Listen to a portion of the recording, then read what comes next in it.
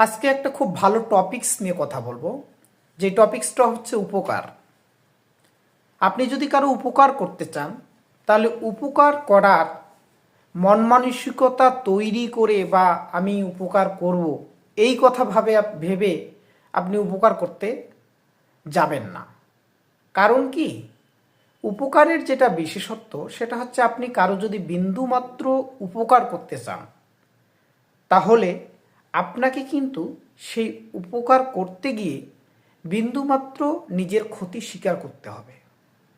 আপনি একটু ভালোভাবে ভেবে দেখুন যে আসলেই আপনি যদি যে কোনো ব্যক্তির কিছু একটা উপকার করতে চান তাহলে হয়তো আপনাকে একটু না একটু ক্ষুদ্র পরিমাণ হলেও নিজের ক্ষতি না হোক অন্তত নিজের কোনো একটা কাজের সময় থেকে সেই ব্যক্তিটার তাগিদে বা প্রয়োজনে আপনার নিজের সময়টা তার পেছনে ব্যয় করতে হবে। অর্থাৎ এই জগতে আপনি যদি কখনো মনে করেন যে আপনি কারো উপকার করবেন তাহলে সেক্ষেত্রে অবশ্যই আপনার নিজের মধ্যে স্যাক্রিফাইস মানে কি বলবো যে নিজের কিছু একটা ত্যাগ করে, সেটা সময় হোক, অর্থ হোক, মন মানসিকতা হোক, কোনো ধরনের শ্রম হোক, যে কোনো দিয়ে এটা অন্যের প্রতি একটা নিজের ক্ষতি সাধন করে অন্যের উপকার করতে হবে। অর্থাৎ যেটা সারাংশ কথা সেটা হচ্ছে নিজের উপকার স্বীকার না করে অন্যের কখনো উপকার করা সম্ভব না।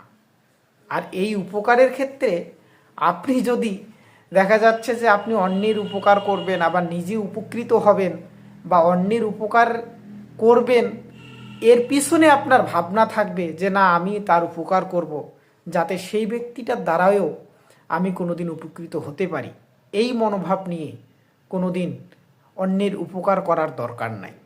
আপনি উপকার করার সুযোগ যদি পেয়ে থাকেন তাহলে উপকার করবেন। অন্যের উপকারের আশা করে আপনার কারো উপকার না করাইটাই বাঞ্ছনীয়। কথাটি যদি ভালো লাগে আমার কথাগুলো, তাহলে অবশ্যই আপনার মূল্যবান মতামত জানাবেন, লাইক দিবেন, পারলে শেয়ার করবেন। আর যদি ভালো না লাগে, কিছু পরামর্শ দেওয়ার থাকে তাহলেও কমেন্ট করে জানাবেন। ধন্যবাদ। আমি ডাক্তার শ্রী রথীন্দ্রনাথ। সবাই ভালো থাকবেন। শুভকামনা সবার জন্য।